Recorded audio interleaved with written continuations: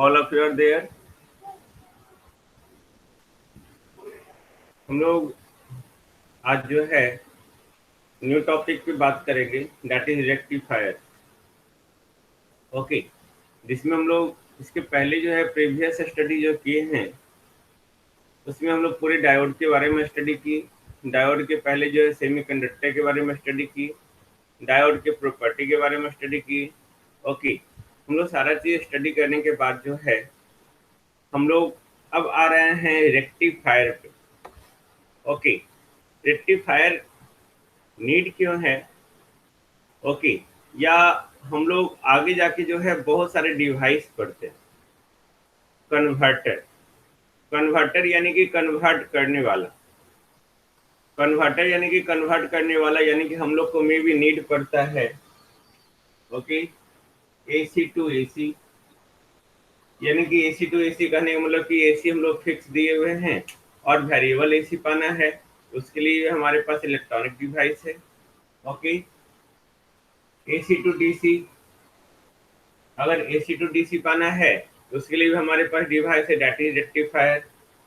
DC to AC, अगर उसके लिए हमारे पास जो है डिवाइस है, that is inverter. Okay, DC to DC यानी कि fix DC to variable DC, that is chopper. इसमें हम लोग जो बेसिक स्टडी कर रहे हैं, ओके, रेक्टिफायर। रेक्टिफायर यहाँ पे स्टडी करने का मतलब क्या है कि जितने सारे इलेक्ट्रॉनिक्स इंजीनियरिंग है, हम जितने सारे इलेक्ट्रॉनिक्स इंजीनियरिंग में जो भी हम लोग इलेक्ट्रॉनिक डिवाइस यूटिलाइज कर रहे हैं, वो इलेक्ट्रॉनिक डिवाइस या वो इलेक्ट्रॉनिक सर्किट जो है ऑलमोस्ट डीसी के साथ ही अप्लीकेबल होता है। वो डीसी के साथ वर्क करता है। जब वो डीसी के साथ वर्क करता है या डीसी सप्लाई के साथ वर्क करता है या सोर्स हमारा डीसी के रूप में होना चाहिए, सो डीसी सोर्स और DC voltage must be available with the wide range of voltage, यानी कि वोल्टेज का वाइड रेंज होना चाहिए, बहुत ज़्यादा रेंज होना चाहिए। हालांकि हमारे पास ड्राई सेल है यानी कि बैटरी, ओके, या सोलर प्लेट है हमारे पास, उसको हम लोग इस पर्पस के लिए इस्तेमाल करते हैं। ऑल ऑफ यू नो, है ना? तो हम लोग बैटरी से डीसी प्राप्त कर सकते हैं। Just right in the chat please. Okay, तो हम लोग जो है सोलर प्लेट हो गया, बैटरी हो गया, उससे हम लोग बैटरी उससे डीसी ऑप्टिंग कर सकते हैं, बट उसका वोल्टेजेस का वेरिएशन जो है और उससे वोल्टेज जो हम लोग ऑप्टिंग करते हैं वो बहुत कम होता है।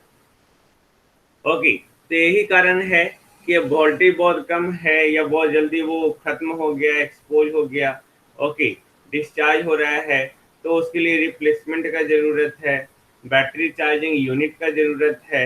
ओके, और वो बहुत एक्सपेंसिव हो जाता है। तो फॉर द लॉन्गर लाइफ जो है, for the longer life and the requirement of high voltage, okay, some devices are used to convert the AC into its equivalent DC. Got it? हम लोग AC से भी DC को convert करते हैं, okay, and to obtain the DC from the AC। Okay, अगर हम लोग को DC पाना है, ओके, DC पाना है तो हमारे पास जो है 4 स्टेप्स है। ओके, 4 स्टेप्स है जहां हम लोग एसी इनपुट देते हैं और उस एसी इनपुट से जो है नियर अबाउट जो है डीसी हम लोग प्राप्त करते हैं। जैसे ये हमारा एसी होने का मतलब क्या है? साइनोसाइडल वेव नहीं, ये प्योर एसी हो गया। ऑल ऑफ यू नो, नहीं, अब इसको हम लोग इनपुट दिए, इनपुट दिए, सबसे पहला रिक्वायरमेंट हमारा ट्रांसफार्मर। ओके, ट्रांसफार्मर का क्या मतलब बनता है? यहाँ पे ये इनपुट है ना। ट्रांसफार्मर क्या करता है आप आगे जाके स्टडी करेंगे। ट्रांसफार्मर एक ऐसा डिवाइस है, एसी डिवाइस है, ओके, जो आपको वोल्टेज को या तो स्टेप अप करता है या स्टेप डाउन करता है, यानी कि वोल्टेज के मैग्नीट्यूड को या तो बढ़ाता है या तो घटाता है। ओके, तो यहाँ पे जो भी रिक्वायरमेंट है वोल्टेज का, जो भी रिक्वायरमेंट है फर्दर हम लोग कितना वोल्टेज डीसी चाहिए, उसके अकॉर्डिंग हम लोग क्या करते हैं, एसी प्राप्त करते हैं by using the transformer. Okay, तो यहाँ से भी जो एसी आ रहा है वो रिक्वायर्ड एसी आया, जिस एसी का रिक्वायरमेंट है हम लोग। ओके, अगर सेम एसी हम लोग के पास इनपुट है तो ट्रांसफॉर्मर का कोई रिक्वायरमेंट नहीं। Got it now. इसके बाद हम लोग क्या करते हैं, हाँ वेरी गुड, इसके बाद हम लोग क्या करते हैं, रेक्टिफायर का इस्तेमाल करते हैं।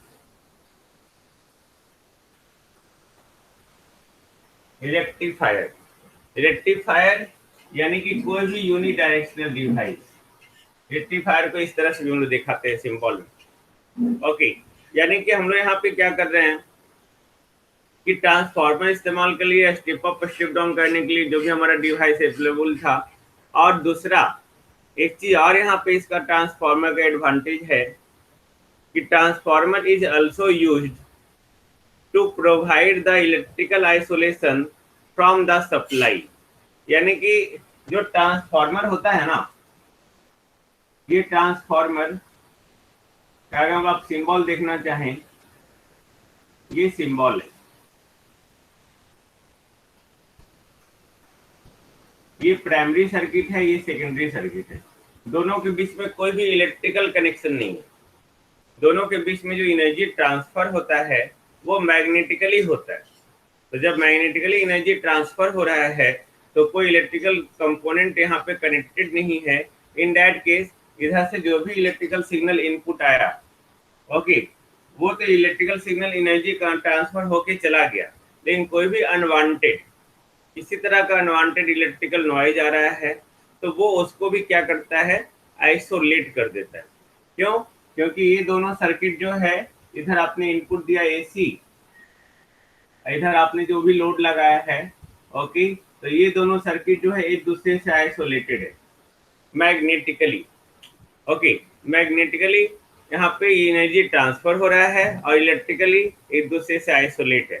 यहाँ पे जो भी अनवांटेड जिस सिग्नल को नहीं आना चाहिए, जो इलेक्ट्रिकल नॉइस को नहीं आना चाहिए, वो इधर ही रह जाता है और ट्रांसफार्मर के कॉरस्पॉन्डिंग एनर्जी जो रिक्वायरमेंट है वो रिक्वायर्ड एसी हमारे पास आ जाता है। Okay, I think all of you got it now. अब हम लोग जो है रेक्टिफायर जो पढ़ रहे हैं, okay, rectifier that is the device which converts sinusoidal AC voltage into its equivalent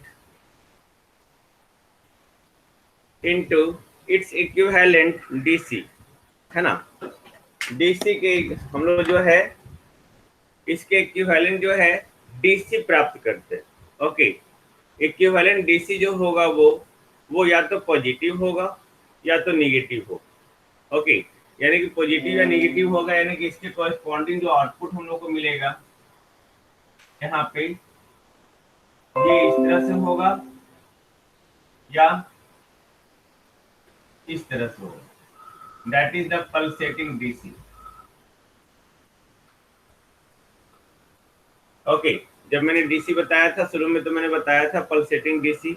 okay, तो यहाँ पे हम लोग जो इस्तेमाल कर रहे हैं रेक्टिफायर में साइनोसॉइडल एसी वोल्टेज को या साइनोसॉइडल एसी इनपुट को डीसी में कन्वर्ट करने के लिए वो हमारा है रेक्टिफायर। ये रेक्टिफायर क्या है? Okay, rectifier actually just only the nomenclature है कि हम लोग रेक्टिफाई कर रहे हैं, बट रेक्टिफायर में जिस डिवाइस का हम लोग इस्तेमाल करते हैं वो डिवाइस याद रखेंगे वो ऑलवेज यूनिडायरेक्शनल डिवाइस होना चाहिए। यूनिडायरेक्शनल डिवाइस होना चाहिए। डायोड आपका क्या है? डायोड यूनिडायरेक्शनल है।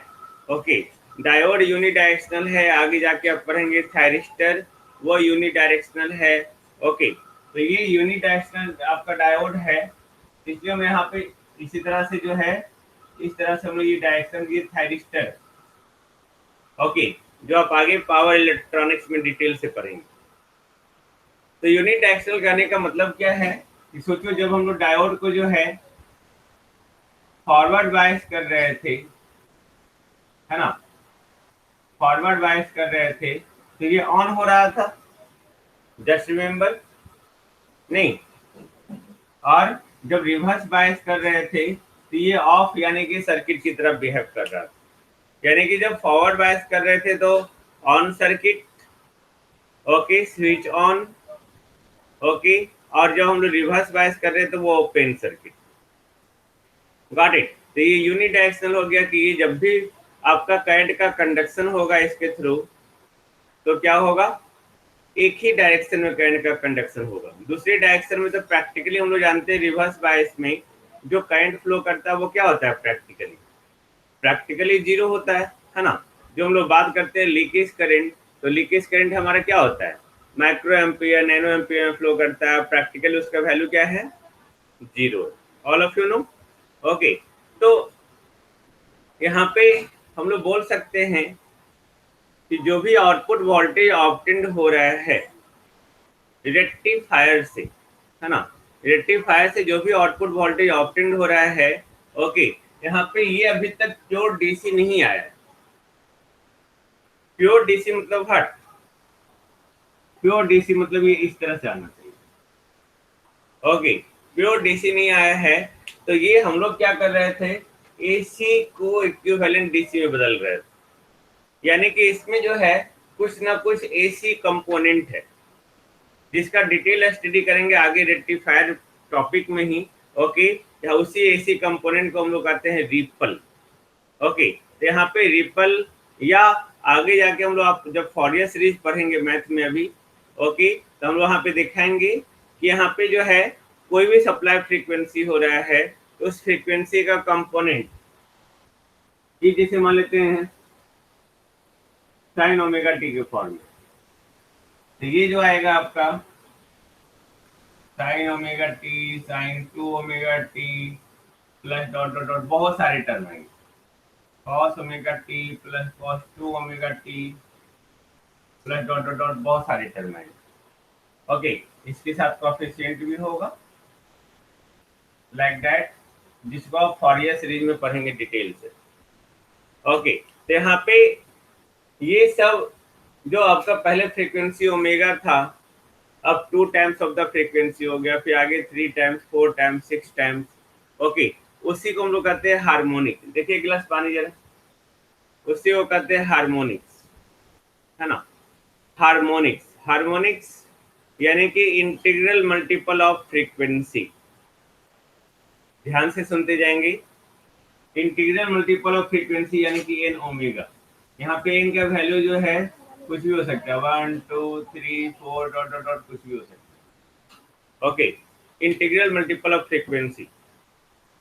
तो हम लोग यहाँ पे देख क्या रहे हैं कि रेक्टिफायर से जो भी आउटपुट आया,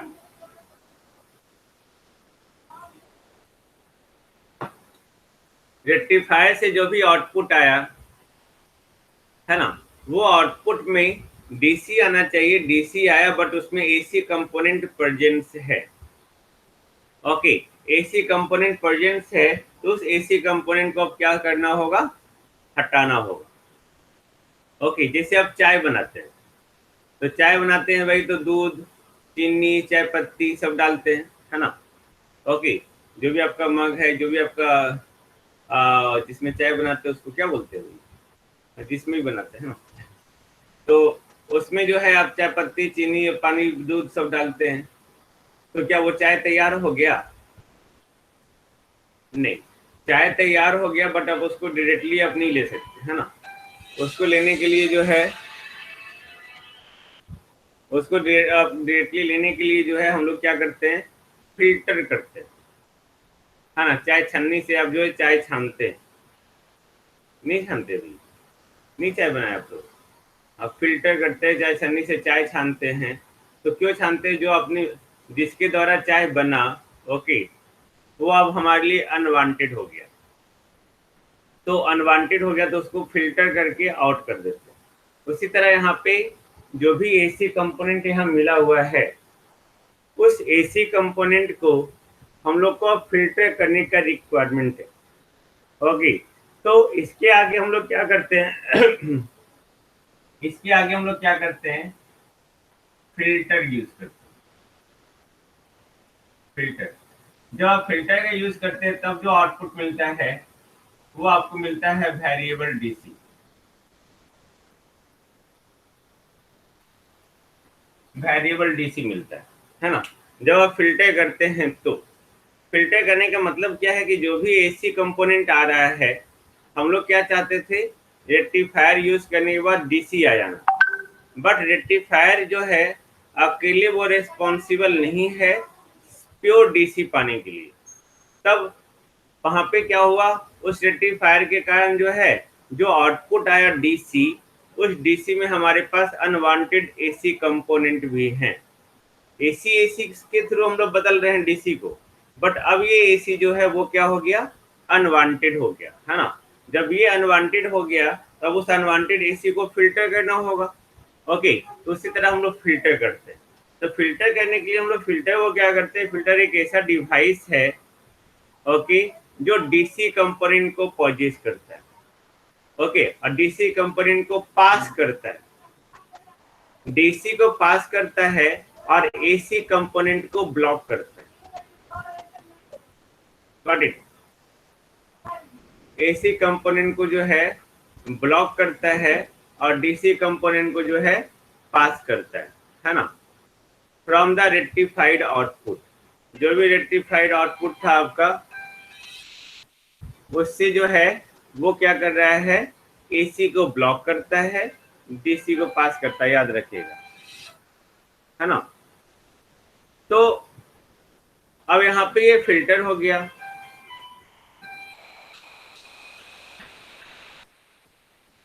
अब ये जो फिल्टर हो गया आपका, ओके, तो ये फिल्टर है क्या एक्चुअली, जिसको आगे हम लोग फिर डिटेल में पढ़ेंगे रेक्टिफायर के बाद। ओके, ये फिल्टर को जो हम लोग कंस्ट्रक्ट करते हैं by using the reactive component.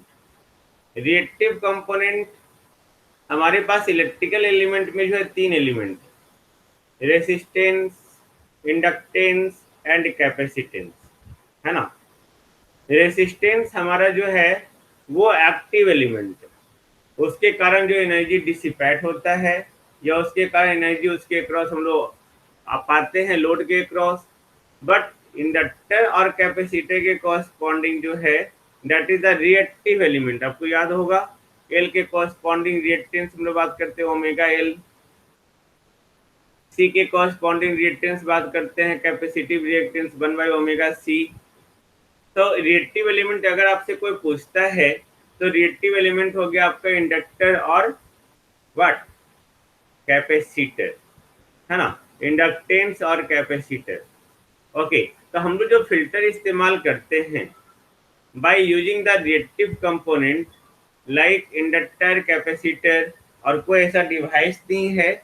अब इंडक्टर और कैपेसिटर बना रहे हैं तो वहां पे ऑफ कोर्स रेजिस्टेंस तो होगा ही होगा। Okay, pure inductor, pure capacitor तो कहीं मिलता ही नहीं, उसमें रेसिस्टर होना ही होना है। बट हम लोग फिल्टर का डिजाइन जो करते हैं बेसिकली इंडक्टर का यूज करके या कैपेसिटर का यूज करके, या इंडक्टर और कैपेसिटर का कॉम्बिनेशन होगा, या उसमें रेसिस्टर भी होगा। तो इस तरह से जो है हम लोग फिल्टर करके वेरिएबल डीसी प्राप्त कर ली।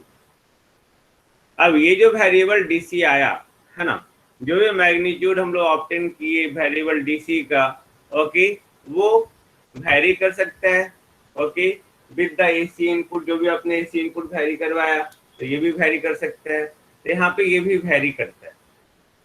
तो उसके लिए अब हम लोग क्या यूज करते हैं आगे जाके, उसके लिए हम लोग आगे जाके जो है एक वोल्टेज रेगुलेटर यूटिलाइज करते हैं।